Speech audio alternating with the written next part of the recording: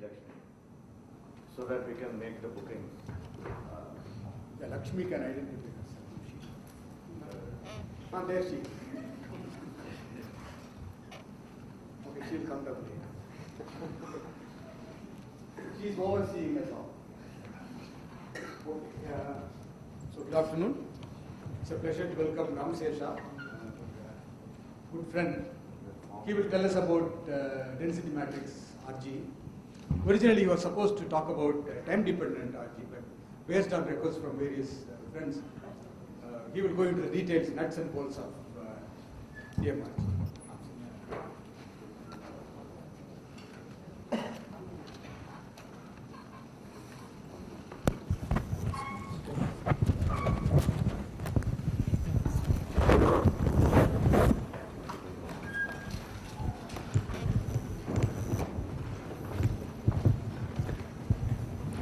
So thank you very much, Bhaskaran, and also thanks to all the organizing committee, namely Shankar, Mishra, and many others who have been responsible for this meeting and who have invited me to present this talk.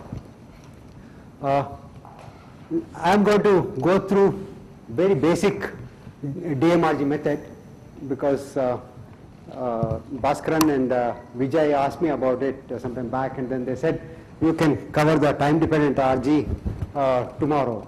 Day after tomorrow, am I right? Yeah. Okay. So, well, what are the kinds of Hamiltonians that we basically work with? Let me go through first. If you look at the tight binding Hamiltonian, this is the tight binding Hamiltonian. Supposing I introduce electron-electron interactions between the orbitals over which these creation and annihilation operators are defined, then I allow a full Hamiltonian, which is the tight binding Hamiltonian plus the interaction part. IJKL are the two electron integrals.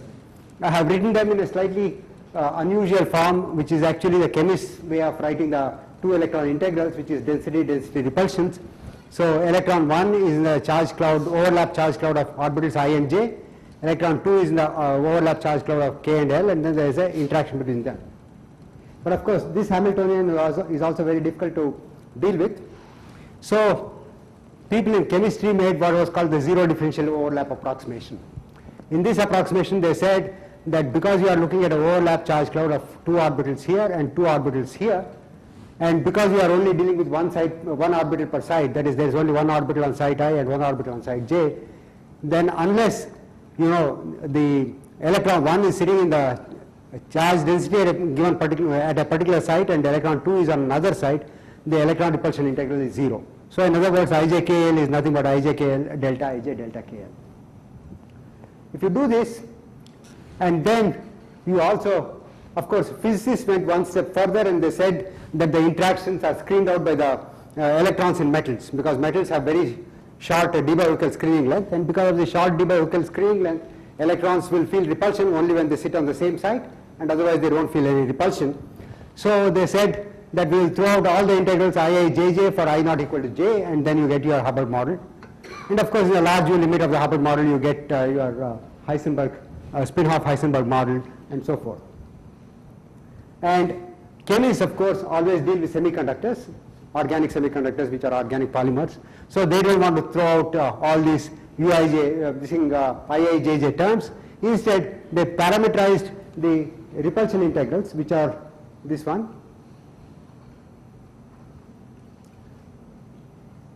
which are these integrals IIJJ. Instead of throwing it out, they parameterized it using what are called two different kinds of parameterizations. One is called the Ono parameterization, and the other is the Matagon-Nishimoto parameterization.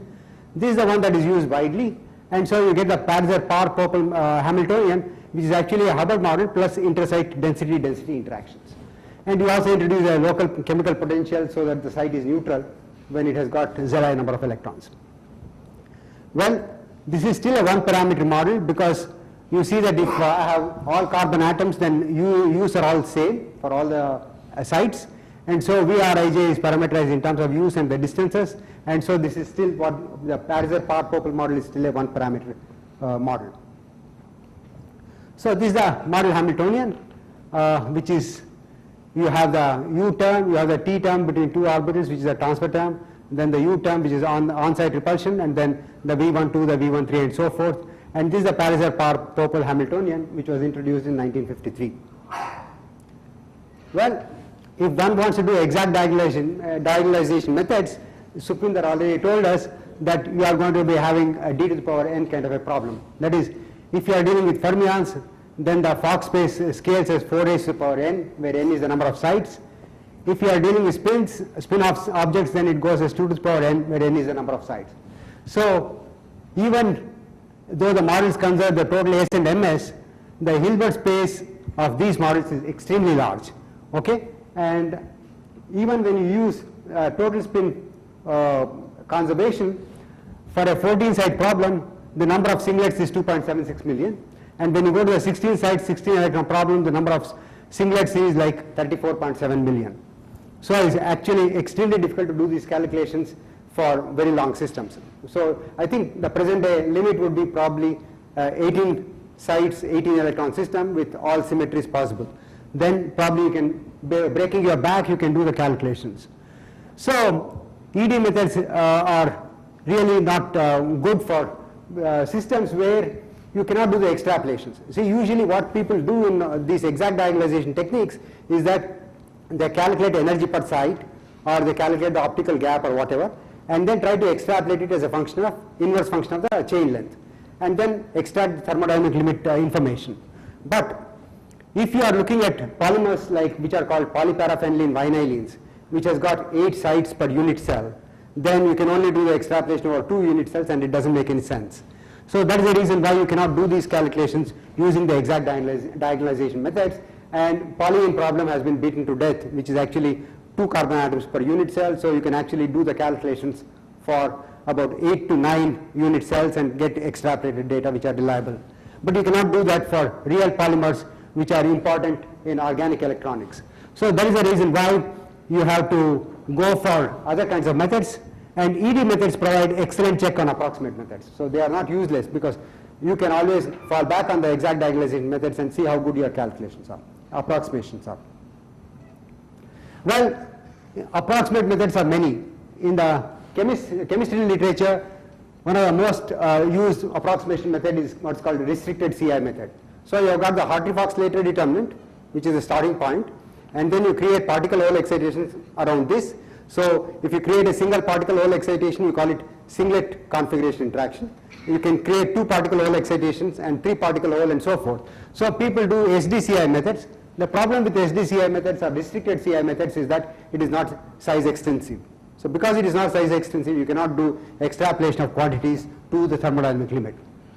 Then there are other size extensive methods like coupled cluster methods, which have not been widely used in the context of these model Hamiltonians, and also they are quite complicated to use. So that's why it's not become very popular, but still nowadays you do see coupled cluster methods actually bundled into various kinds of quantum chemistry packages.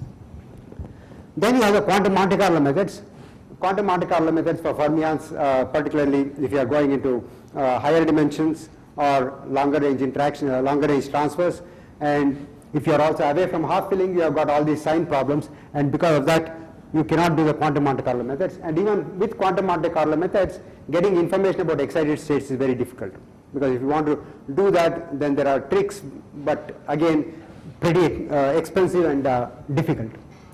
So then you have the renormalization group methods, which are the energy eigenvalues. There are 2 kinds of renormalization group methods. The numerical RG method, which was based on the energy eigenvalues, and the other one is a density matrix eigenvalue based methods.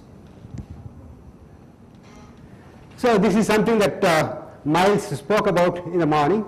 So supposing you want to do a renormalization group method, supposing I take 2 boxes of length L by 2, and from the eigenstates of the 2 boxes of length L by 2, I want to construct the eigenstate, the ground state eigenstate of the box of length L. You see that if I have 2 eigenstates like this, then there is no way I can get rid of the node at this point, so I will never converge onto this one, but actually I will converge to the first excited state.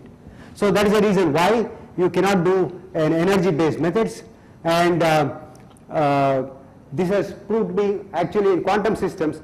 People tried it, Chui and Bray tried it in the late 70s or early 80s for spin chains, and then it turned out to be giving you very bad errors of about 5% for the this ground state energy per site for the spin half Heisenberg model. So that's the reason why you cannot do these kinds of things. But on the other hand, you want to do density matrix based methods. Well, density matrix based methods are not new to chemistry, because one of the things that the chemists used to do was take the one particle density matrix and get the eigenstates of the one particle density matrix. The one particle density matrix eigenstates are called natural orbitals. So you keep all those natural orbitals which have large density and then construct your Slater determinants around these natural orbitals and then do a configuration interaction calculation, in which case you would get a large part of the correlation energy is regained in your calculation. So density matrix method was quite well known, but it was not tied to, yeah. In the first place, how do they get the density matrix? You start with a Hartree fork and then do a, either a Myler-Placet perturbation theory or CI. You get your eigenstate. From the eigenstate, get the one particle density matrix, and then use the one particle, the natural orbitals to rewrite your Slater orbitals, and then keep continuing. Okay, so iterate. Of course, this does not have the RG component. The way density matrix renormalization group method is different from this natural orbital basis is in two very important ways. One, you are not looking at just one particle density matrices, but many particle density matrices, and you use the eigenstates of many body density matrices to span the Fock space of your system block. And then the second one is that you also keep augmenting the system, as in the RG approach. So you keep adding two sites or one site or three sites depending upon the kind of problem you are working with each time, so that you augment the system. But when you augment the system, you want to construct your Hamiltonian matrix, which is of the same dimension as before. Only the Hamiltonian matrix elements are different. So you are renormalizing the Hamiltonian in that sense. The coupling constants are changing constantly as you keep increasing the size of the system, but the size of the Hamiltonian matrix or the size of the Hilbert space that is spanned is not going to be increasing. So this is what the density matrix renormalization group method is. And now let me go over to the implementation of the density matrix renormalization group method for the simplest case of a spin half chain. So in the spin half chain, you have, let us start with the four-side problem. Okay, I have four spin halves and I have taken open boundary conditions so that my Hamiltonian is S1 dot S2, S2 dot S2 prime, S2 prime dot S1 prime. The primed sites are always on the right side of the block and the unprimed sites are on the left side of the block. And if you look at the left block has the states, Fock space states, which are these four states corresponding to two down spins, two up spins, spin one down, spin two up, or spin one up and spin two down. So these are the four states you have. Now, use this Hamiltonian and construct a, so if you have four spins, you basically have the basis states are actually the direct product states of the left side Fock states and the right side Fock states. So you basically have a 16-dimensional Fock space. So in this 16-dimensional Fock space, you can write down your Hamiltonian matrix. That's quite simple because each one, S1 dot S2 can be expressed as S1Z, S2Z plus 1/2 S1 plus S2 minus plus S1 minus S2 plus. So you know how to operate by these things on these spins, and so you can pick up the coefficients. Once you pick up the coefficients, you get the Hamiltonian matrix. Once you get the Hamiltonian matrix, you can get the ground state. And the ground state can actually be written as sum over the left block states and the right block states times a coefficient C, which depends upon the left and the right block states, times a direct product of the left state and the right state Fock space states. Okay, so this is very easy. So basically, this will have, like, if I am looking at MS equal to 0 state, then it could have up down times down up, or up up times down down with a certain coefficient here. So the eigenstate is very easy to obtain. So it's only a 16 by 16 matrix. If you specialize it to the case of MS equal to 0, it will be a 6 by 6 matrix, and solving a 6 by 6 matrix is extremely trivial.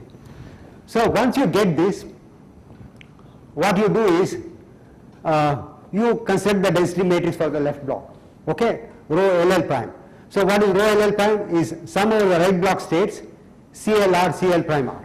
So you know these coefficients CLR, and so from the CLR and CL prime R you can construct rho LL prime. So this is actually a 4 by 4 matrix because L and L prime are actually, L belongs to a Hilbert space of dimension 4. Now you can diagonalize the density matrix. So you obtain eigenvalue mu lambda and the ket vector mu lambda as the eigenstates. Now what you do is, now let me jump to something that is more than 4 states, because 4 states is too small. So assume that you had actually done this calculation for a fairly long enough chain that you had something like 256 or 512 is the dimension of the left side space, because if it is 256 it means that you are working with a 16 side chain, and then you have the density matrix for the 8 side chain. So you will have something like 256 density matrix eigenvectors if you were to deal with a larger problem.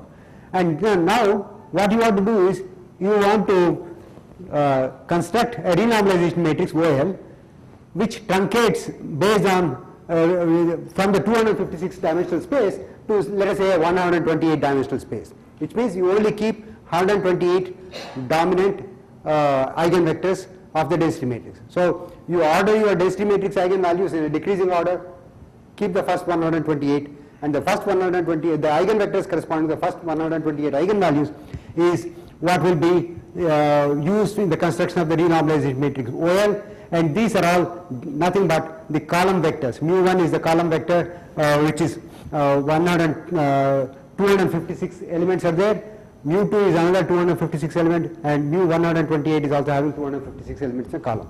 So basically this OL matrix is a L by M matrix if L in our case was 256 and M in our case was 128, then you see that this is actually a 256 by 128 matrix.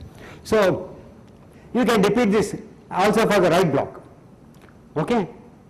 And of course I was telling somebody that block diagonalizing, diagonalizing this matrix, the density matrix rho, is a very, very easy job, simply because rho can be written in a block diagonal form corresponding to different MS values. So usually even if it is 256 by 256 matrix, it is block diagonal corresponding to MS is equal to 4 all the way to MS is equal to -4. So you have 9 blocks, each of these blocks is small enough that you can actually obtain the eigenvectors and the eigenvalues quite easily without resorting to any of the more advanced techniques for actually obtaining the eigenvalues and eigenvectors, or doing the singular value decomposition like Sukhwinder was talking about. So in this case, repeating for the right block would be very different. It won't be. If you have a symmetry, then you can actually use the same thing. Your Hamiltonian has that symmetry. Depends, the current Hamiltonian has a symmetry, but in general it may not have the symmetry.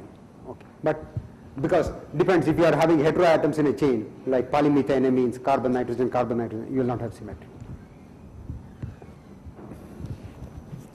So you repeat this for the right block as well, and once you get the density matrix, then you can write down your Hamiltonian matrix corresponding to the left block. So for the left block, the Hamiltonian matrix is just a 256 by 256 matrix, or in the simple case that I took, it is just a 4 by 4 matrix. Okay, so supposing L equal to 4 and M equal to 2, which is very bad approximation.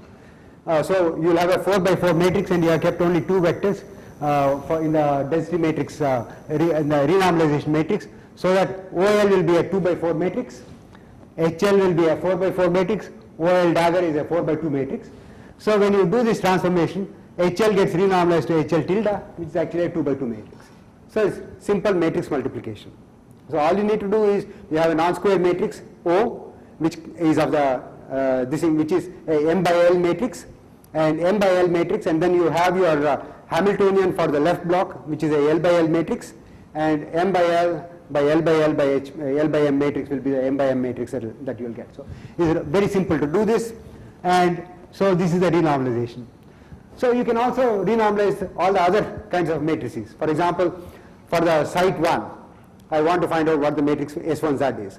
So S1Z matrix for the site 1 will be a diagonal matrix, and because it is up is the first state of the diagonal entry will be half, and down for the second one, the second diagonal entry will be 0, minus half, third one will be plus half, minus half, like that. So you can very easily write down this matrix for the SZ. So once you write down the matrix for SZ, you can also renormalize the SZ matrix. So you have to renormalize all the necessary matrices for calculating the Hamiltonian matrix element at the next stage. Okay, so this is how you renormalize it, and then you repeat the process for the right block. So now what you have got is a renormalized or a truncated Hamiltonian for the left block and truncated matrices for the operators of occurring on the left side which are interesting to you. Like you can have the operator for S plus, you can have the operator for SZ, you can have corresponding to sites 1 and 2. So you will have 4 operators in this particular case that you will have to carry through. So now I will augment the system. And how do I augment the system? I add 2 new sites in the middle. So I call them 3 and 3 prime.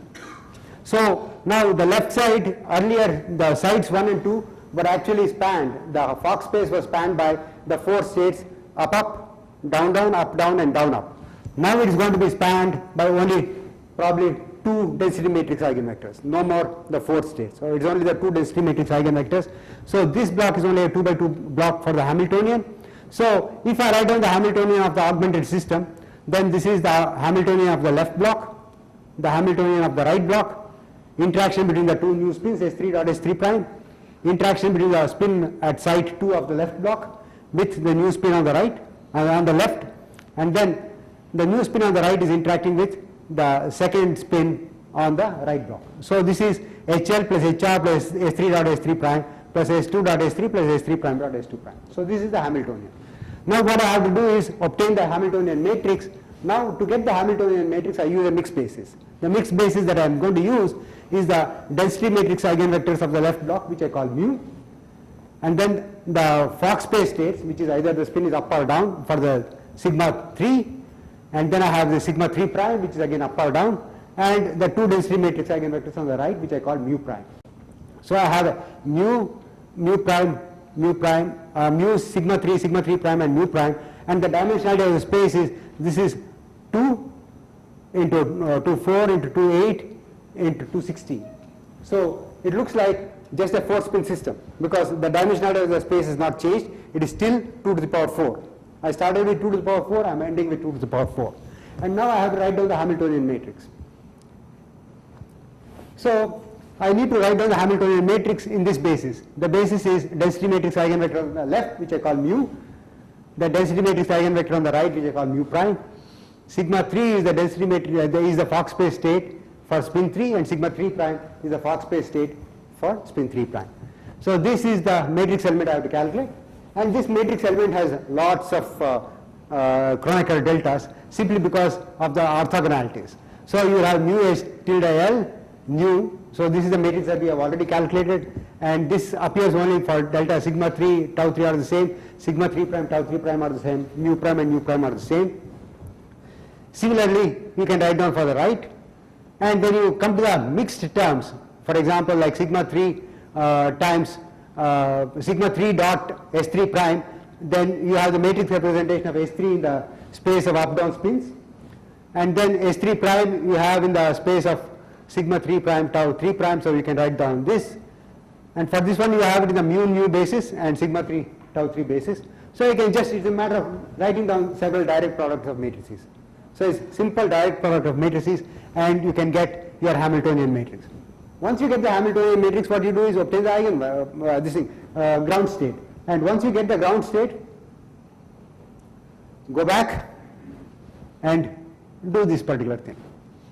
So when you do this, you get the density matrix now not in terms of rho L and L prime, but rho L sigma 3, rho L prime tau 3. Okay, so that is the basis in which I will get the density matrix eigenvector, because the left part now is actually a combination of the old density matrix of the two-side problem multiplied direct product into the spin states of the new spin. So this is actually the one that gives you L will be actually mu times sigma 3 and L prime will be mu times tau 3. Okay, so this is the one that actually gives you this three arms for your tensor. One is mu, the other is nu, and third one is actually sigma 3. Okay, so it's actually the 3 arms correspond to one of the raw spin and the other 2 are the density matrices, matrix eigenvectors.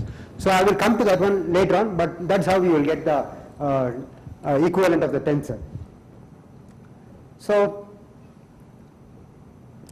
So now what you do is obtain the desired eigenstate of the augmented system.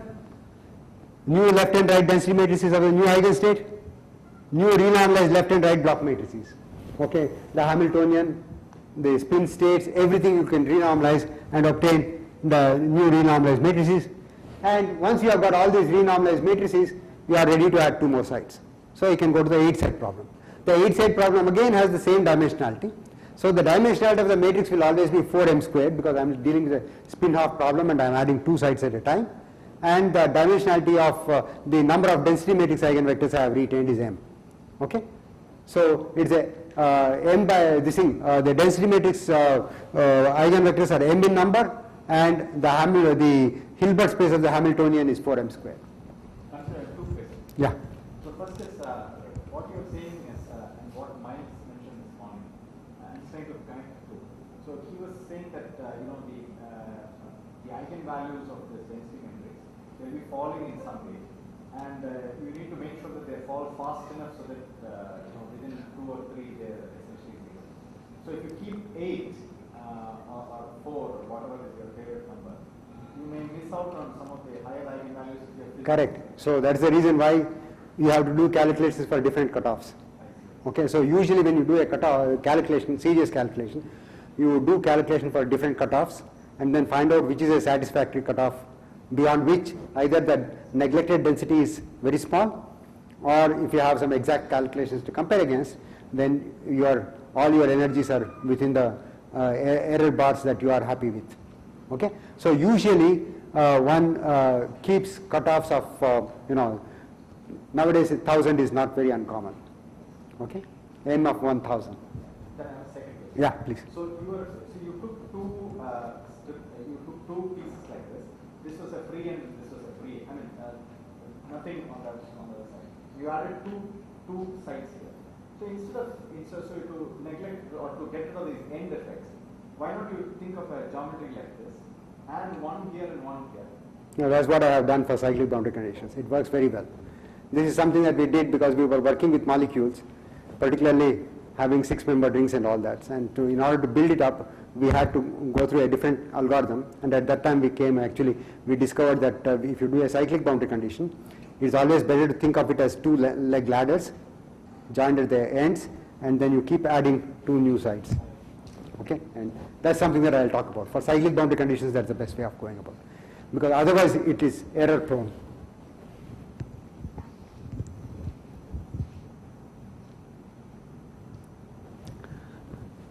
Now, calculation of properties is another important thing. So once you get your desired eigenstate, and within that particular eigenstate you want to calculate all the properties.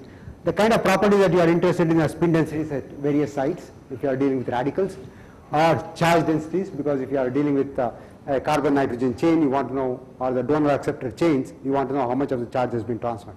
For example, TTF, TCNQ system, if you want to model, and then you want to know how much of the TTF has donated how much electron into the TCNQ, that kind of things that you will need to know.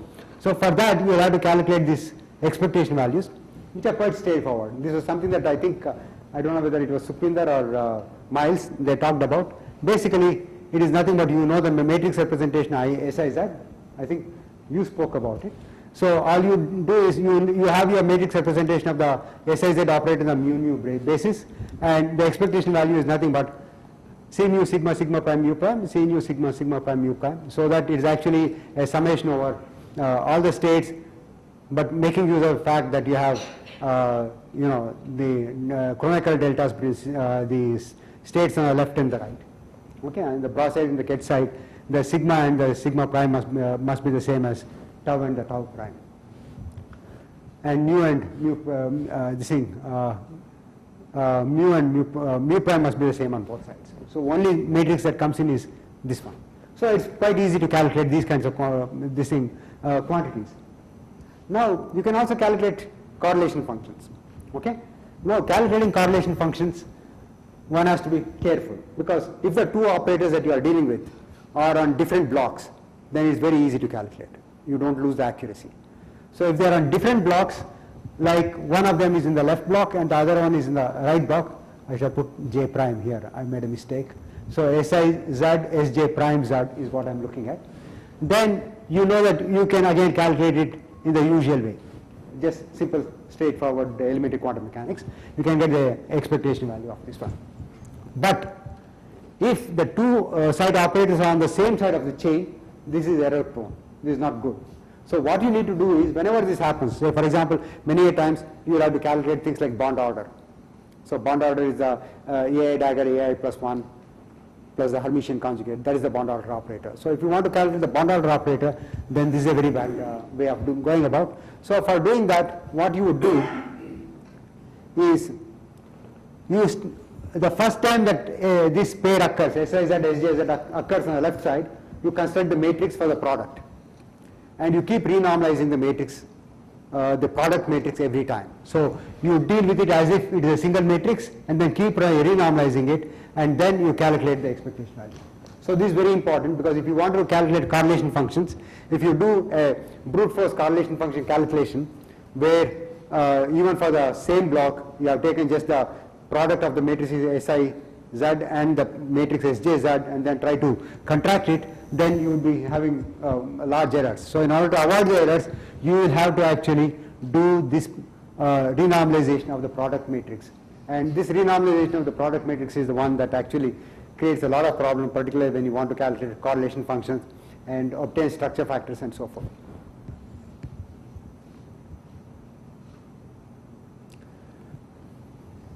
Now, all the while I was talking about targeting the ground state. So how do you get the excited states? So of course, there are very trivial ways of getting excited states. One of them is that you can get the ground state in the ms equal to 0 sector and the lowest energy state in the ms equal to 1 sector. The gap is going to be most probably the gap corresponding to the spin excitation. Okay? But you would not know the spin of the excited state, because neither would you know the spin of the ground state, because you only know the ms values. Okay? So, yeah. Before you go to excited state, is it possible to make some connection with what Miles was talking this morning in terms of his operations? Or even curious to make? Yeah, these are the contractions I was talking about. So, okay, let me go to the simplest case, and I'm sure Sukhvindra will be able to throw some light on that. So this is the operator that he had put in the middle between the two blocks, okay, and then he contracted it. Okay, so this is nothing but the contraction of your operator with your matrix product states. So the matrix product state is this one, okay, and I'll tell you why that is a matrix product state as we go along. But this is exactly the this thing figures in which he had a red dot coming in the middle, and then you have these blue circles on top and all that, and then you try to contract it. Okay, so that's exactly what I'm doing here. There's a special difference, right? In the sense that in your nth iteration, you have only these things. Yeah. But they seem to have the entire package at every. Yeah, but that entire information is in this one. Yeah, but then you have the product of all. So this is already contracted. This is already contracted. I see. So if I want some information, some correlating function between this side and the one that I have. On the other side. So that's right. So you have so that's what I'm trying to say. So you have one matrix on the left, one matrix on the right. So you are contracting one matrix from the left side, which involves mu and nu, and another one on the right side which involves mu prime and mu prime. Okay, so it just that you put two dots on the two different sides, which again he showed. So and he was contracting it, and then and the whole entire information about his matrix product states is buried in here. Okay, this is actually after contracting the matrix product states is what you would get these coefficients. If you want to. The product of all the in Miles' language. Yeah, in Miles' language, all 1, 2, 3 up to all the left block times the nu 1 of the sigma and the sigma prime, and then the product of all the matrices on the right block. Okay, and that is what gives you these coefficients. So these coefficients also depend on how many times you have done it. For example, to converge to some number. That I'm going to talk about. The finite DMRG procedure is different from the infinite DMRG procedure. So what you are doing is? Infinite DMRG procedure, which is actually a more like a toy DMRG. Okay, so it's basically a toy DMRG, and then we'll go to the finite DMRG procedure.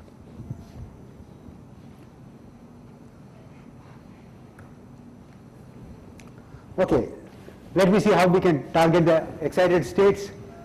So if you want the first excited state psi 1, then what we do is right from the beginning we construct the density matrices corresponding to from the psi 1 instead of from psi g or psi 0, and we can go through the entire calculation. So that way we can get the excited state psi 1 within the ms equal to 0 sector. Of course, if you want the excited state, the lowest excited state is in the ms equal to 1 sector, it's trivial to get it because you get the lowest state in the ms equal to 0 and the ms equal to 1 sectors, the difference in energy will give you the spin gap. Okay, so supposing it is not the spin gap. See, because what happens is many a times in molecules, the lowest excited state can be is a triplet state, and the second excited state is a singlet state. So often you want to get the gap between the lowest state and the second singlet state. Okay, so you have to get various different kinds of gaps. I'll come to that one in a while. So you can do this psi 1, but if you want to simultaneously target psi 0 and psi 1, even that is possible. All you need to do is you take an average density matrix. So Wi is the weight and rho I is the density matrix corresponding to the state psi I, and then you construct the average density matrix as I equal to 0 to p, where p are the states you are targeting, p plus 1 are the states you are targeting. So you can actually obtain the density matrix eigenvectors and assume that these density matrix eigenvectors span in a balanced way all the states from ground state 0 to the pth excited state. Okay, so it's a hope. It may not be realized, but it's a hope, and you can do that.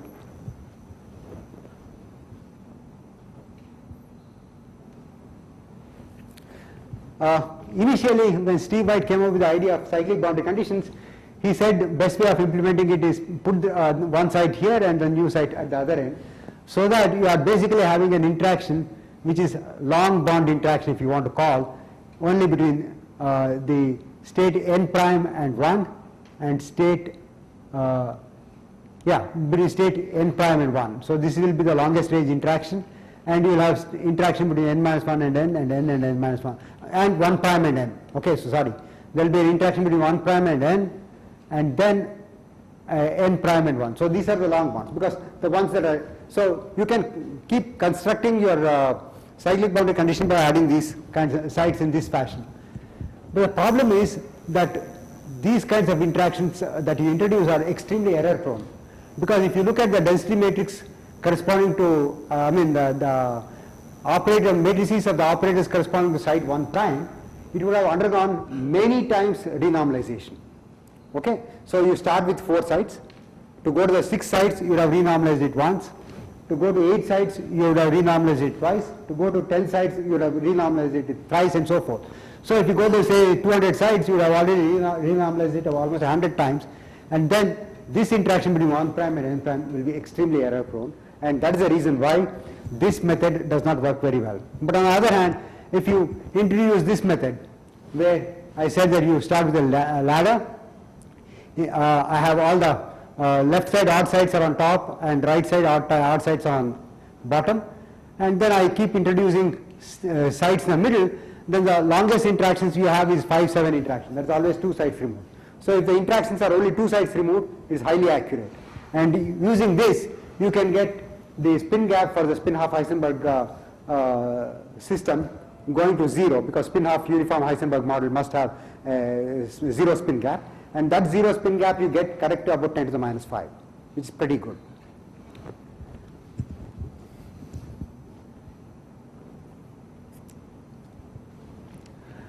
So you do a finite system DMRG whenever you are interested in obtaining the eigenstates of a final system of 2n sites. So whenever you are constructing the 2n site system, what's happened is at every stage you have not used the density matrix corresponding to the 2n site system. For example, the density matrix corresponding to 3 sites, rho 3 is from the 6 site system, rho 4 is from an 8 site system, rho 20 is from a 10 site, rho 10 is from a 20 site system, and so forth. So in the 2n site, in order to construct what you really want is that all these density matrices are actually density matrices of the 2n side system. So you want the rho 3 to be the density matrix of the 200 side system, or rho 4 also to be of the 200 side system, and so forth, not of the 8 side system. So if you want to do that, then you will have to do what's called the finite system DMRG, and this really improves the energies enormously. So I'll just show you how one goes about this one.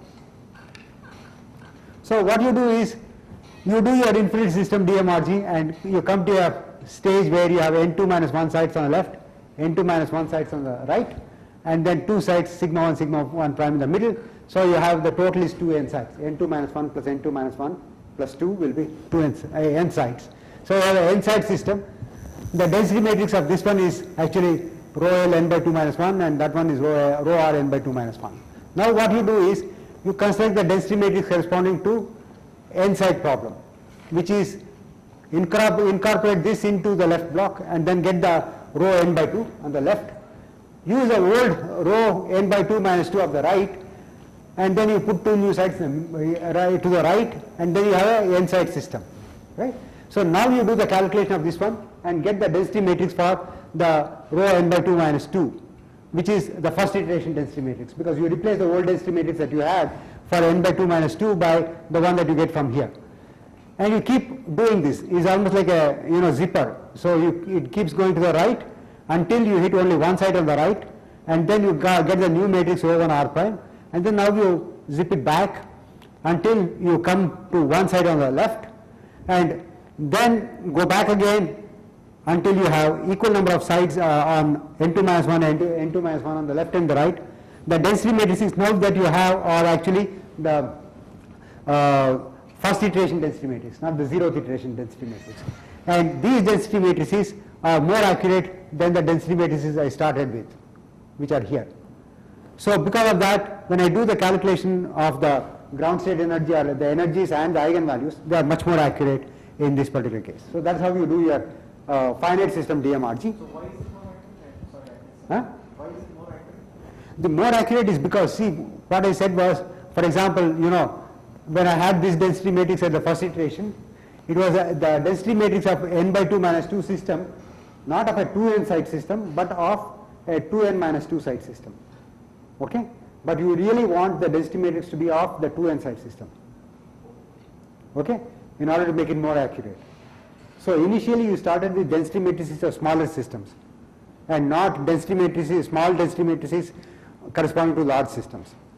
So this is this way, in this way of doing it, your first row is some guess of the... Correct. That is the one that he was talking about, psi 0, which was the guess. And then you go to psi 1. So that is exactly what he was talking about, that going the DMRG space from psi 0 to psi 1 to psi 2 and so forth. That nice picture that he had was actually exactly this one. So I guess that means you will run this simulation in the infinite system up to some level. Up to some level. And then you will come and do this zipping back and forth until you are satisfied. Usually it doesn't take more than 2-3 iterations to converge. And then you say, okay, now I have reasonable numbers, so I can live with it. So, in contrast, directly writing down the matrix product state and then optimizing those matrix elements. But that is also the end result. That's the end result, but that is murderously hard, because supposing I am looking at matrices which are like 200 by 200 matrices, m equal to 200. Then how do I optimize all the 200 matrix elements of all the 200 sites? But suppose I assume translation matrix, I have essentially one matrix. Will it be helpful? Your translation variance implies that you are having a cyclic boundary condition. For example. Yeah. Okay, for example. Then maybe it will be helpful, but even then you will have 4,000 parameters, 40,000 rather, 200 by 200. So assume all the symmetries and all that, you still will have a large number of parameters. Am I right, Sukhvin? So that is one of the problems. So I think my one take on matrix product state is that it is the DMRG is the best way of actually getting the matrix product state functions. Okay, so it's just matrix product states were known for very long time. I think even the DMRG in some form was known. Baxter had done it in statistical mechanics using the Cardinal matrix, this renormalization group. If you go to Toshino's website, the Kobe University, so you will see Baxter had done it in 60s. Okay, so but that was, actually going from treating the two-dimensional classical model as a one-dimensional quantum model, transfer matrix technique. Okay, so I had done that. So, but the point is that a density matrix renormalization group is the one that actually gives you a handle on how to do things. So in this some nice matrix. Yeah. Yeah. Yeah. Some somebody was asking if you can display one such n result in terms of the form of a matrix. Optimized for Heisenberg chain. How does it look like in terms of? It looks crazy. No, it is not in any tridiagonal form, nothing. In fact, if you want to get the eigenvalue, you may actually cast it into tridiagonal form using a Lanchos scheme, but that is not greatly accurate. It's better to use a Davidson scheme. So it is not, it's not, if you look at the matrix elements, it's messy, but it is sparse. The matrix is reasonably sparse, so we use the sparse matrix techniques. Okay, because of so many chronicle deltas, the matrix is really sparse. So you don't have to work with all the zero matrix elements.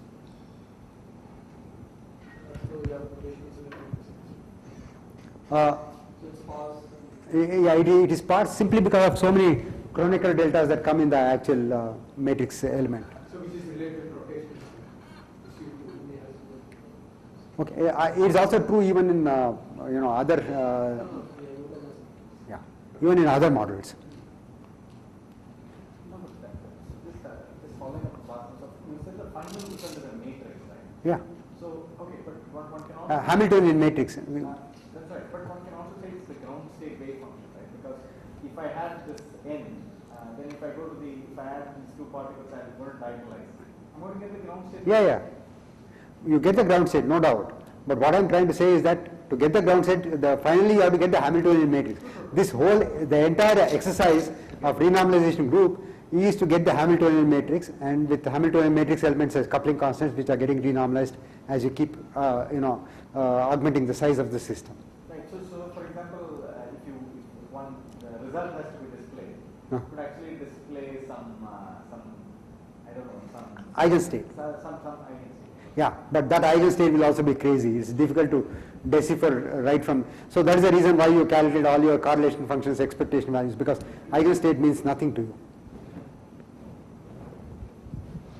Sorry, suppose I take only Heisenberg antiferromagnetic chain and then use a good matrix product which I have obtained by DMRG. Yeah.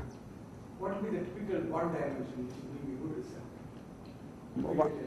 Now, what the bond dimension means? Of the matrix, that is, so you have the matrix. Okay, for the Heisenberg system, the truncation M, if you keep 32, then you get ground state energy per site accurate to at least a part per million. See, because the ground state energy per site is what? ln2 minus 1/4, right? So that you get correct to something. So it's 32 by 32 sparse matrix. No, M is 32. Yeah. So 32 squared times 4. That is the size. But then you specialize it to a Hilbert space, saying Ms equal to 0. So you can't a priori say what will be the dimension of the Hamiltonian matrix. You have to actually construct it. Okay? Because each of these density matrix eigenvectors have a Ms value. Okay? Because that is conserved for the density matrix. So that you can work with a definite Ms sector. Ms equal to 0, let us say. So Ms equal to 0 means that it will not be 4 times 32 squared, the size of the matrix, but it will be far less than that. So it will be less than 1000 by 1000. Yeah. Do I really need to make it n by 2 or can I make asymmetric division? Because No, in this one it is, I'm doing an asymmetric division in between, but then if I want to say I have completed one iteration, then I have to go from there to there. what you're doing in between, can you start from there? Because anyway, What is the advantage? You are visiting both sides, right? Yeah, I'm visiting both sides, but what is the advantage is starting from an arbitrary division, that is starting with 6 sides. Is it equivalent? It could be equivalent, but the way people implement it is always equal sides because it's easy. You can use a reflection symmetry, and you don't have to calculate the density matrices for the left and right, at least in the infinite DMRG separately. See, in the infinite DMRG, if you have unequal number of sides on the left and right, then you will have to consider the density matrix for the left as well as for the right. Whereas if you have equal division, then you can just use the one on the left onto the right. Okay, so that cuts down the calculation, numerical effort. For the infinite part. That's for the infinite part. Afterwards, of course, when you do the finite sweeps, you have to have unequal ones. But in order to reach this one, you will require, usually the size of the system is at least about 200 sites. Yeah, it's fairly large.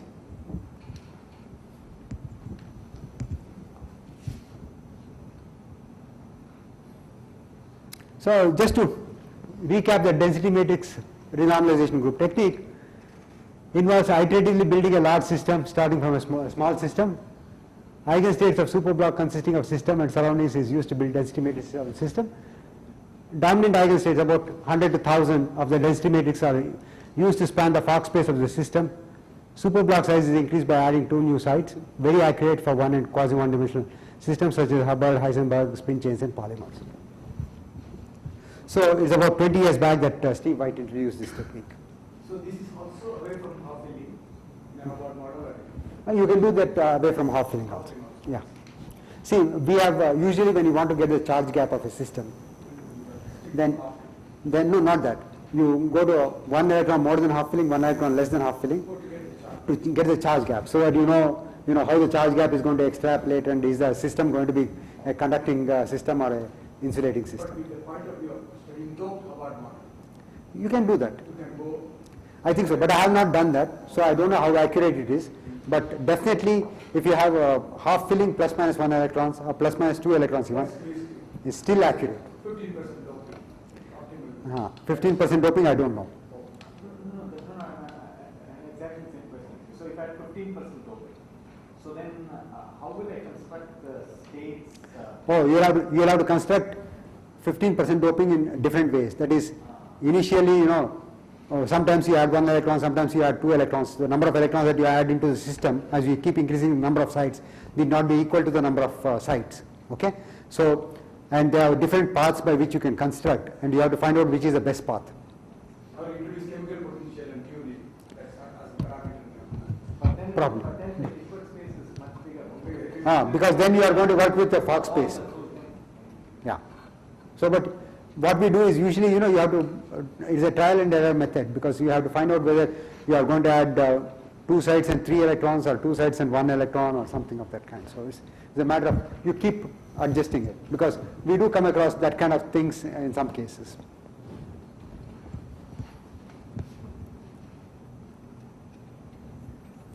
Now I want to make explicit connection between DMRG and matrix product states.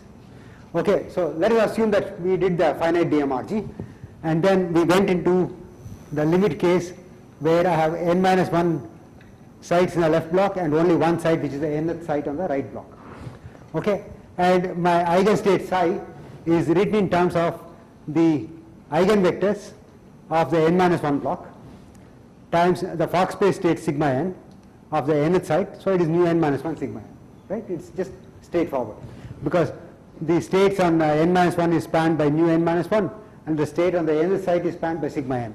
So, and it's a direct product of these two is what I have to take, and I get a representation of this one. Now, if you look at mu n minus 1, that can be written in terms of the density matrix eigenvectors of, these are density matrix eigenvector of a block with n minus 1 sites. So the density matrix eigenvector of a block with n minus 1 sites can be written as a density matrix in terms of density matrix eigenvectors of the n minus 2 block and 1 spin at n minus 1 site. So this matrix gives me the nu n minus 1 in terms of nu n minus 2 and sigma n minus 1, right? So I can keep doing this. So I can just substitute it back in this one and so on and so forth. So when I keep doing it, then what I'll get is psi will be sum of nu n minus 2, nu n minus 1, sigma n minus 1, sigma n, a n minus 1, nu n minus 1, sigma n, and all that. So this is just a matter of getting the products. So all that I have done is each one of these states that I started with nu n minus 1 can be expressed in terms of nu n minus 2 minus sigma n minus 1. Nu n minus 2 can be expressed in terms of nu of n minus 3 times sigma n minus 2. And if I keep doing that all the way, then the whole thing will turn out to be just the expression in terms of this sigma 1, sigma 2, sigma n, nu 1, nu 2, nu n minus 1. So I will have a1, nu 1, sigma 1, nu 2, nu 1, sigma 2, nu n minus 1, sigma n, sigma 1, sigma 2, sigma n. Okay?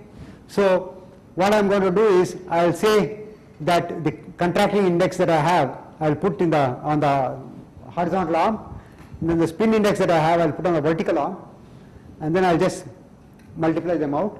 So this becomes a matrix product state. And in your approach, it's not a variation because you get exact numbers for A's. Yeah, exact numbers for A's. Yeah. So that is the connection between matrix product states and the density matrix renormalization group calculations. So it's just a matter of going back and forth. Okay. But your point is that you can start with this matrix product answer, Yeah. and then treating it as a variational problem is getting very hard. I think so. I think he should be able to. Do that. We will do that. But it's true that DMRG is probably the fastest way to Yeah. Because I am not very familiar with matrix product states per se because I have not followed it so closely. Okay, but the point is that I find, you know, after a while, you start developing, you stop developing things and start using things, and it becomes a habit. So But this way of doing matrix product state, does that give you some advantage that you can use a 2D systems as compared to DMRG where this adding yeah, yeah. But the point is that both of them suffer from the same problem. See, if you are trying to, is basically the entanglement entropy problem. Okay, if the entanglement entropy is not a constant, then your n, that is a density matrix cutoff that you are going to keep, cannot be a constant. It has to keep increasing the system size because n, the DMRG cutoff, goes as e to the power s, where s is the entropy of the entanglement entropy. And entanglement entropy is a constant only in one-dimensional system because when you cut it, you only have two dangling bonds. But of course, near criticality, you have got logarithmic corrections like he was mentioning, and so you again have problems. But nonetheless, if you keep large enough m, you can go close enough to the criticality. Sorry, Ramesh. Yeah. Suppose I am trying to solve the ground state problem. Periodic coordinate addition. Then this formally all these A's will be identical. Yeah, they should be, no? So how will you see it in your analysis? Because then you could stop there in one step. I don't know. I mean, like, The way you are motivated. see, because I have never put my DMRG wave function that I've got back into the matrix product states and looked at the matrices. So because I have to do it backwards, huh? Like what I, That's what you are yeah. saying. So I have not done that. So I don't know exactly how the matrices will look, but he must be having an idea in that. They are the same. So, but whether I will get the same, I may be getting the same, correct to some numerical accuracy. No, but I thought Dr. was by making them the same a priori. Even then you have a large number of parameters. Because if you are dealing with a 200 by 200, 200 is the cutoff that you have used for density matrix, or chi that you used, then you are going to be having 40,000 parameters. So there must be some systematic way of actually changing them. So some of your symmetries, do they also get reflected in these things? Should get reflected, but because when we calculate properties, the properties reflect that, which means the wave function does have that. We also impose any symmetries. We also impose the symmetries, but I'll talk about it a little bit later. I impose the symmetries.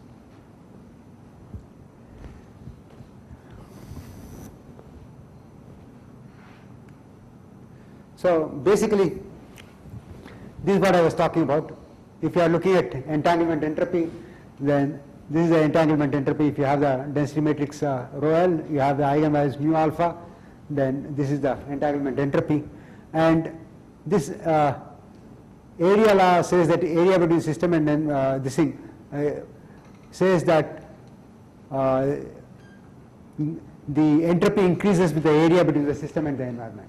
Okay, and the DMRG cutoff depends upon, exponentially depends upon the entropy, and because the entropy keeps increasing with the area between the system and the surroundings, you will find that in two-dimensional systems it's difficult. 2 and 3-dimensional systems it's difficult to do a DMRG with constant m. But on the other hand, in the one-dimensional system, the area between the system and the surroundings is exactly one side or two sides, whatever it is. So because of that, the entropy is always a constant, and it works. Okay. And in fact, we also showed the question is DMRG, if you have longer range interactions in DMRG, that is long range transfers, then long range transfers are equivalent to higher dimensionality. So your DMRG should not work. But in the Palliser-Popel model, the transfer terms are not long range, but the interaction terms are long range. And the interactions are only diagonal interactions, interactions between charge densities and charge densities on two different sides. So in that case, we have found that DMRG works, but we wanted to know why DMRG works even in the case of a Palliser-Popel model. And for that we calculated the entanglement entropy for a Hubbard chase with U by T equal to 4. 16-side problem is what we solved, and the PPP eigenstates. And we worked with singlet AG plus, which is a ground state, triplet BU minus BU plus, which gives me the triplet gap. And you know that the doubly occupied site on one side and an empty site on the other side are not entangled. And so it does not really add to the entanglement entropy significantly. So that's the reason why we think that the PPP model is can be solved by the DMRG technique.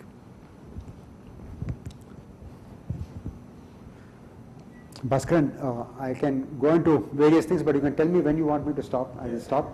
Okay, but okay. Yeah, because I am not trying to finish everything that I have written out. I want to go through slowly because that's what you want. Okay. Now I will talk a little bit about our own work on the symmetrized DMRG method. And the question is, why do we need to exploit symmetries? You go back. You have a number for this entropy, or Hubbard model. Yeah. Is it anything related to that what we know in terms of Hubbard model physics? Because normally we don't ask this question. No, but I just computed the numbers and found that they were very similar. Okay. And we also, this is something that we found, and then supposing we also did the icosahedral clusters, which we could solve using the, and in that case, the entanglement entropy was very large. Well, it's a three-dimensional cluster, so when you break it, then so I don't know what these numbers actually mean, except saying that I have the density, the states with states with low density matrix eigenvalues and states with high density matrix eigenvalues are the only things that are contributing. When the density matrix eigenvalue is like 10 to the minus 30, it contributes very little to entropy. When the density matrix eigenvalue is more close to 1, it also contributes very little to entropy. So it is these two extreme kinds of things that are actually having a larger presence in the wave function than the ones where you have homogeneous distribution of charges problem. And when you push this calculation to u equal to 0, yeah. Then there is to be logarithmic the entanglement entropy, Fermi. We separate two systems, it goes log n. Okay. No, we did that. We have done that for the Huggle chains only to compare. We have the results. It has appeared in JFS conmat. Okay. So, but because that becomes a critical system, gapless okay, gapless system, correct. Huckel model with uniform transfer integral. So you have it. Yeah. So, but I have not looked at it, but we can do the calculations. Yeah, it will be a gapless system in the thermodynamic limit.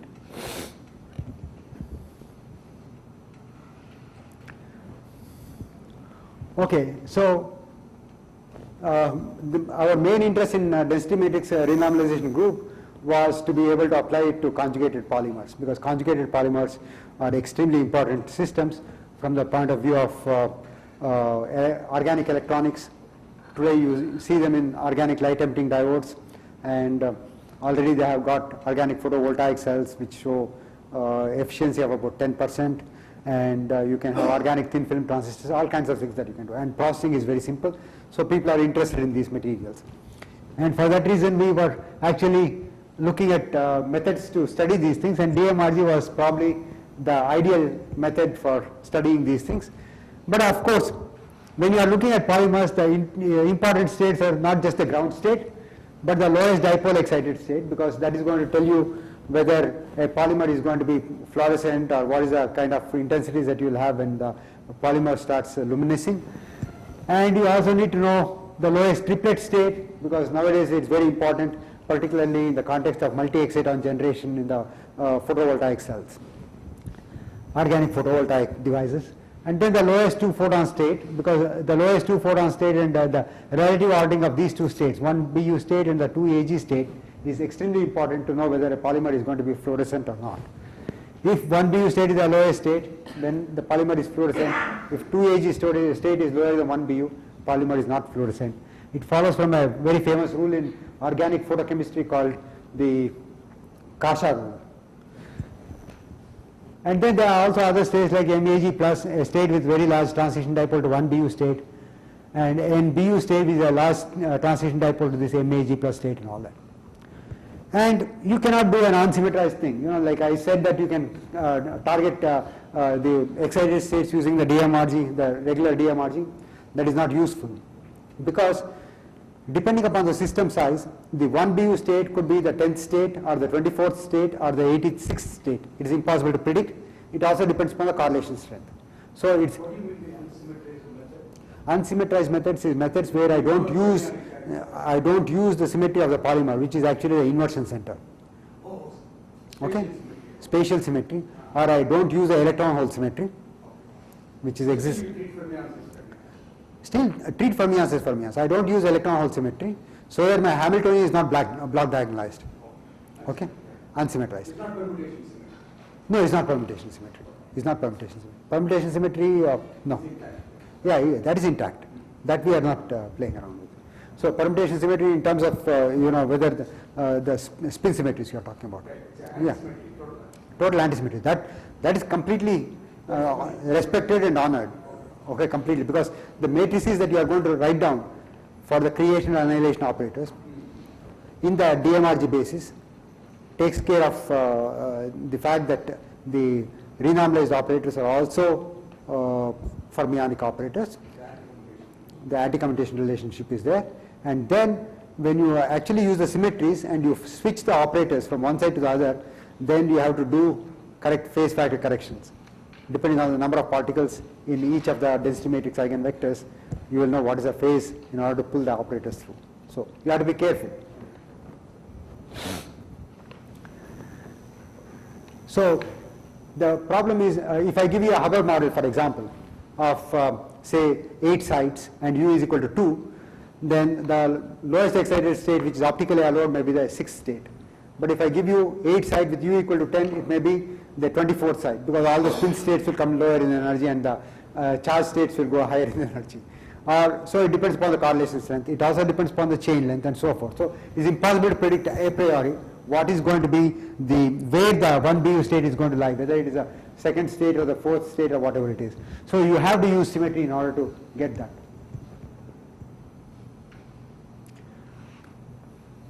So the kind of symmetries that the polymers have are when all the sites are equivalent and the system is bipartite like a polymer, then you have charge conjugation or electron hole symmetry, or it's also called the alternancy symmetry in chemistry, or it's also called the pairing symmetry or the alternancy symmetry in chemistry. Both terms are used.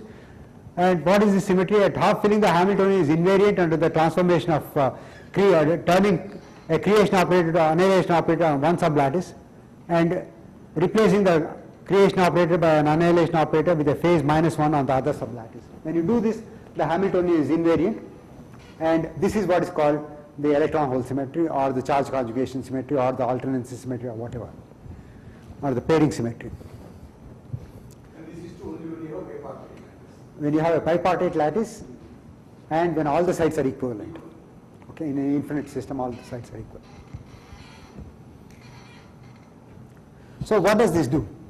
So this bipartite symmetry, when you look at spaces which are even under this symmetry or odd under this symmetry, you have the following.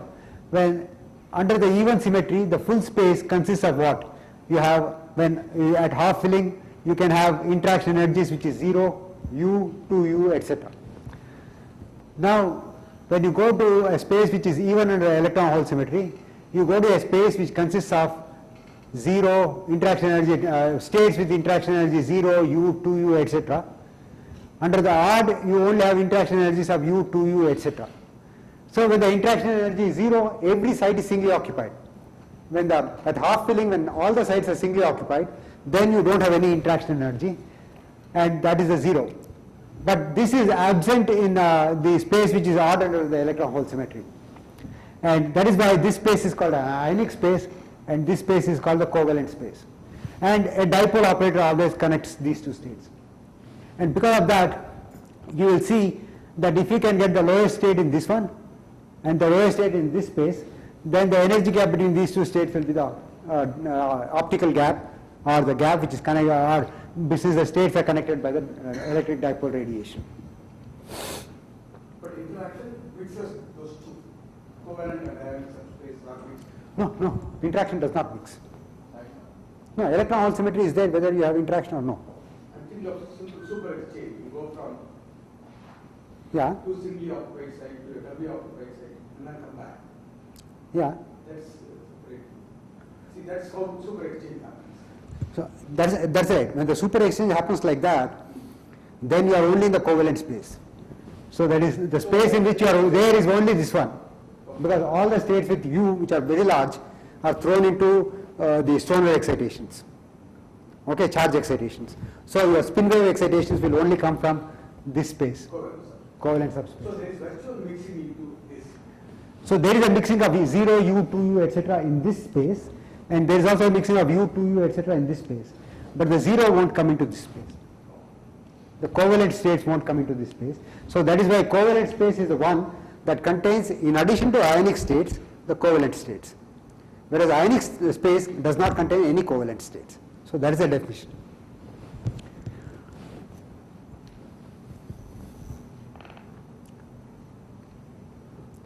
Now, when you are looking at spin symmetries, we are always dealing with non-relativistic Hamiltonians. So the total spin is conserved, the z component of the total spin is conserved. Exploiting z component of total spin is trivial, because all you are looking at is states which are written with spin orbitals, okay, up spin, down spin orbitals and so forth. But exploiting a squared is hard. But when ms is equal to 0, there is one more symmetry which is very interesting. So it is very much like the electron hole symmetry when you have a half filling. That is, the Hamiltonian is invariant when you rotate all the spins by y-axis by an angle pi. Okay? So which is equivalent to flipping all the spins which are up to down and down to up. So the Hamiltonian is invariant under that, and when you have that symmetry, it's easy to show that your full space consists of ms equal to 0, and ms equal to 0 consists of total spin 0, 1, 2, etc. Now, under spin inversion, even space only consists of 0, 2, 4, and the odd space consists only of total spin 1, 3, 5. So if you are targeting the singlet ground state, you are not going to have any problem with the triplet, which will be the lowest excited state. Similarly, when you are targeting the triplet, you will have no interference coming from either the quintet states or from the singlet states. So they are thrown out. Okay? So that is why this particular symmetry is also extremely useful.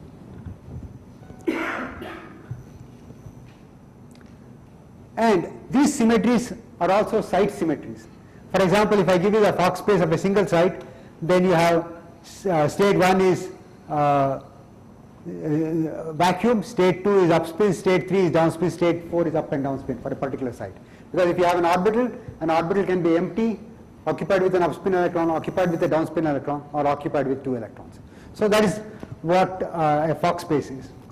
Now the site electron hole symmetry operator Ji has the property of switching the empty sites to W occupied sites and W occupied sites to empty sites, because wherever you have a creation operator, it is replaced by annihilation operator, and wherever there is an annihilation operator, it's replaced by creation operator, except that there will be a phase one has to be careful about, and you will see that 1 goes to 4 and 4 goes to -1, and 2 will be going to 3 eta is equal to +1 on the A sublattice and -1 on the B sublattice. Okay, 2 and 3 will be interchanging that way. So the site parity operator also has, that is a spin inversion symmetry, also has similar kind of site representation. So which is 1 going to 1, 2 goes to 3, 3 goes to 2, 4 goes to 4, 4 goes to -4. There's alpha beta goes to minus beta alpha, and alpha goes to beta, beta goes to alpha, and empty remains empty. Sorry, 5 minutes, you can wait. Yeah, okay. 3:30, I can finish in about 5 to 10 minutes. Yeah. Okay. I'll just do this symmetry part and then finish. So, because they are site operators, you can represent them as direct products. And you can keep renormalizing them quite easily, because just as you had site operators with spins and other things, similarly symmetry operators can also be renormalized and carried through. So that is a great advantage with this one. I just want to point out, when physicists do this DMRG, normally they don't worry about too many excited states. That's right. In fact, very rarely do they worry about excited states. For example, when they do the Kagome lattice and various things, they are not looking at the spin excitations at all. They are focusing on that, whereas you worry about excited states. Because most of the idea behind using model Hamiltonians is not to worry about total energy, but to worry about the excitation spectrum.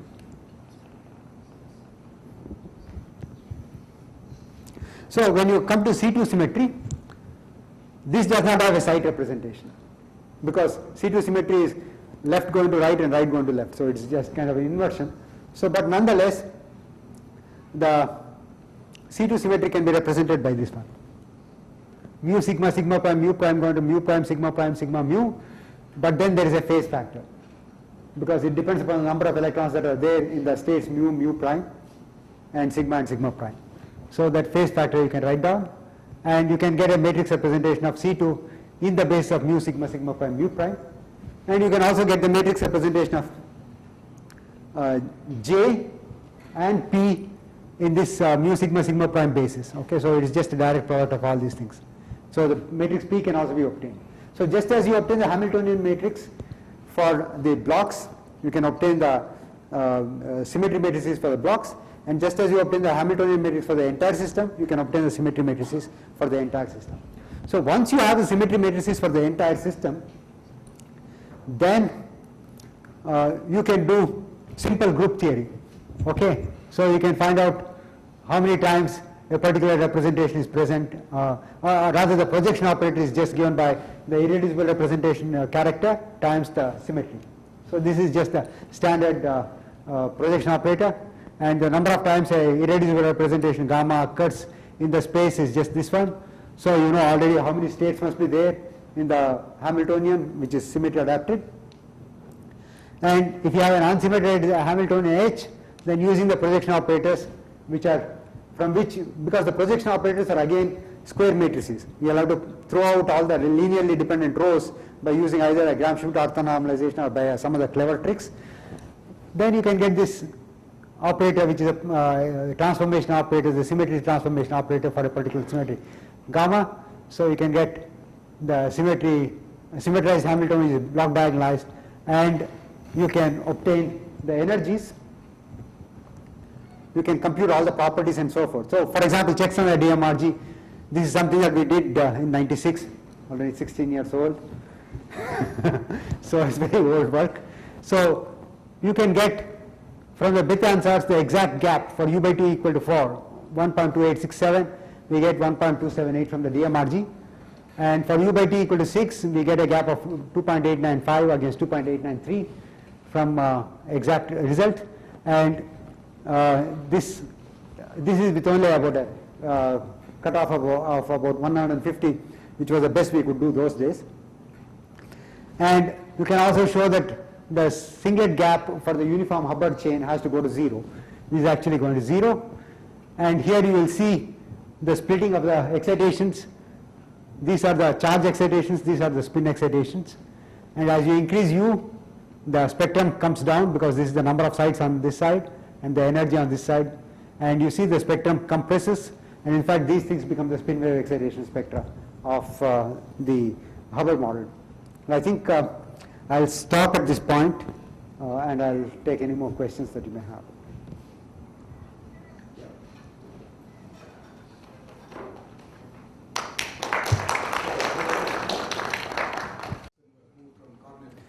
Garner Chan. Quantum chemists have started using this matrix products chain, tensor products. Yeah.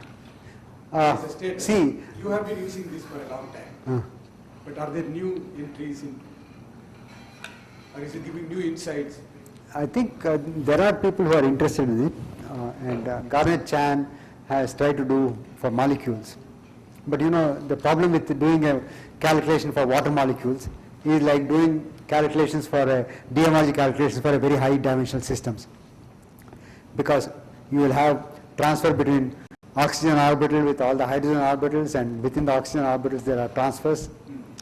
Okay, when you write down the Hamiltonian. Does it mean that somehow quantum entanglement, which you normally don't talk about in chemistry, is in fact playing a role? Yeah, chemical systems are highly entangled systems usually. So, but you know, we always thought that they stop at the level of bonding and they don't come out. But are you saying that determining? I think per se chemists are not so much worried about the entanglement aspect of the quantum states in molecules. But when you want to actually do a DMRG calculation for molecules, this is the one that actually comes in the way of doing a DMRG calculation, because the quantum chemical states, the states of molecules are highly entangled. Because when I write down a molecule, then you would see that you look at a molecular orbital, go into the K space, then you will see that there is going to be interaction between different slated determinants, which is equivalent to saying that, which are off diagonal, which is equivalent to saying that you have not only nearest neighbor transfer, but you also have long range transfer, effective long range transfer. So once you have effective long range transfers, then the system becomes multidimensional. So the normal feeling that one has that if the system is gapped, is a good gap, quantum mechanics is not very important perhaps, it's not good. Is that what you are saying? Yeah, I think chemical systems, molecules are quantum mechanical because they are very small. Okay? But where will it show up? The entanglement. Yeah, property. I'm guessing like if there is a chemical reaction, you may get some unexpected results. No, usually chemical reaction is a very, very strongly correlated system, and so probably other degrees of freedom get integrated out. See, because when the chemical reaction is happening, a bond is going to break. When the bond breaks, the transfer integral is going to 0. So U by T becomes very large.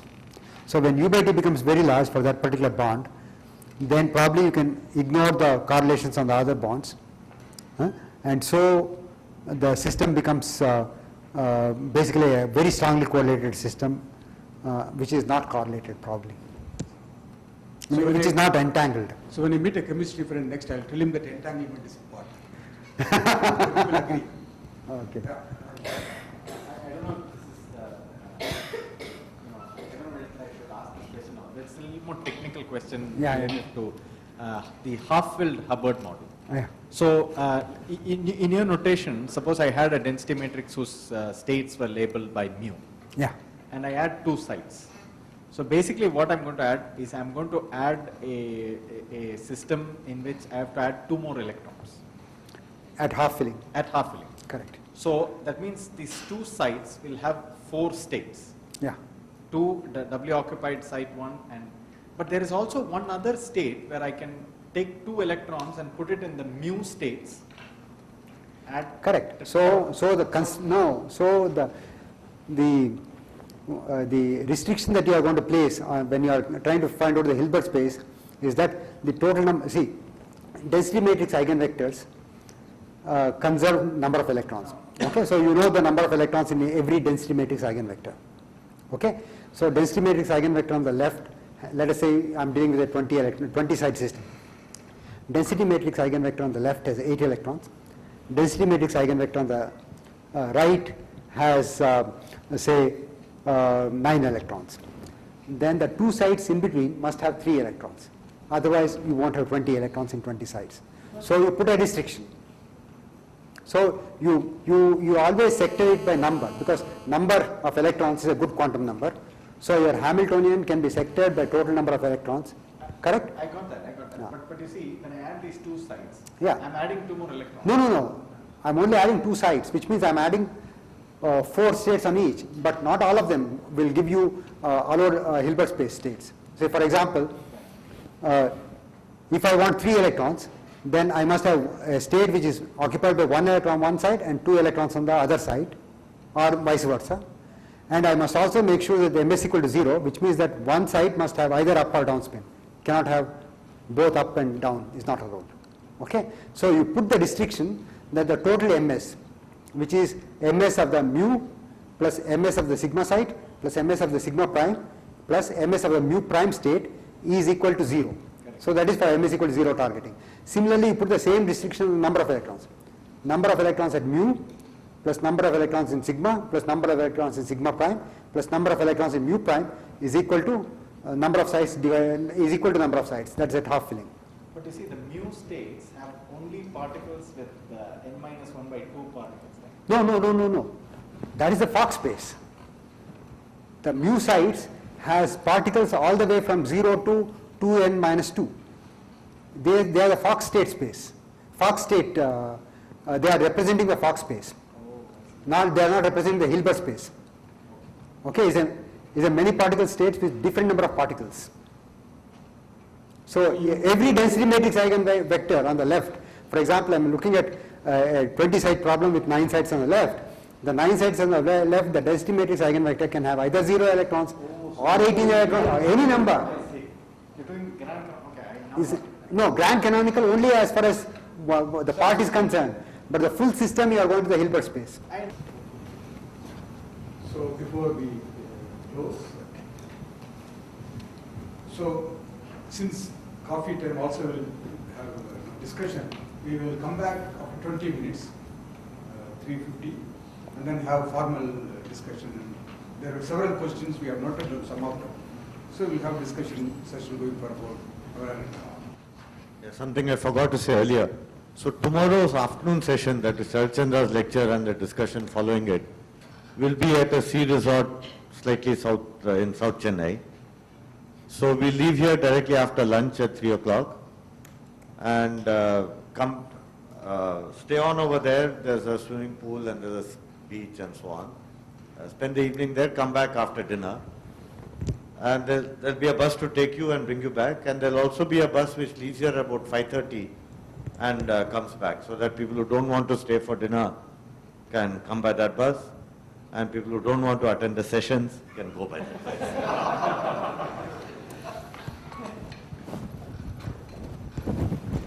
So let's have